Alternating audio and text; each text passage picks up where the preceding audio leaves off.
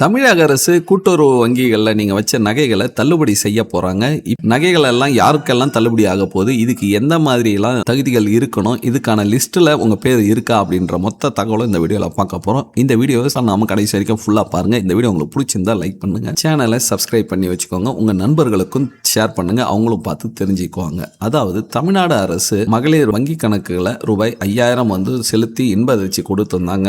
இந்த நிலையில அடுத்த கட்டமாக நகைக்கடன் தள்ளுபடி குறித்த எதிர்பார்ப்பு மக்களிடையே பெரும் எதிர்பார்ப்பா இருக்கு. திமுக தேர்தல் வாக்குறுதிகள் ஒன்றான இந்த 5.5 சவரன் நகை கடன் தள்ளுபடி திட்டம் ஏற்கனவே ஒரு முறை செயல்படுத்தினாங்க. தற்போது மீதமுள்ள தகுதியான பயனாளர்களுக்கும் இந்த சலுகையை விரிவுபடுத்த அரசு வந்து திட்டமிட்டுள்ளதாக தெரிகிறது. இதற்காக மாநிலம் முழுவதும் உள்ள கூட்டுறவு வங்கிகளில் நிலுவையில் உள்ள நகை கடன்களின் தற்போதைய நிலவரம் மற்றும் பயனாளிகளின் விவரங்களை அரசு அதிகாரப்பூர்வமாக கோரியுள்ளதாக தகவல் வந்து தற்போது அறிவிக்கப்பட்டனர். இந்த நடவடிக்கையானது நகைக்கடன் தள்ளுபடி குறித்த முக்கிய அறிவிப்பு வெளியாகும் அப்படின்ற மாதிரி சொல்லியிருக்காங்க. வங்கிகளிடமிருந்து பெறப்பட்ட தரவுகளை ஆய்வு செய்த பிறகு தகுதியுள்ள நபர்களின் பட்டியலை தயார் செய்து அரசாணை வெளியிடப்பட வாய்ப்பு உள்ளதாக அறிவிக்கப்பட்டிருக்காங்க. ஏற்கனவே மகளிர் உரிமை தொகை மற்றும் இதர நலத்திட்டங்களால் மக்கள் உற்சாகத்துள்ள நிலையில இந்த நகைக்கடன் தள்ளுபடி அறிவிப்பும் வெளியானா அது சாமானிய மக்களுக்கு பொருளாதார ரீதியாக பெரும் நிம்மதி அளிக்கும். அது மட்டும் இல்லாம அரசோட இந்த அடுத்தடுத்த அதிரடி நகர்வுகள் பொதுமக்களிடையே பெரும் வரவேற்பை பெற்றிருக்கதா தான் மக்கள்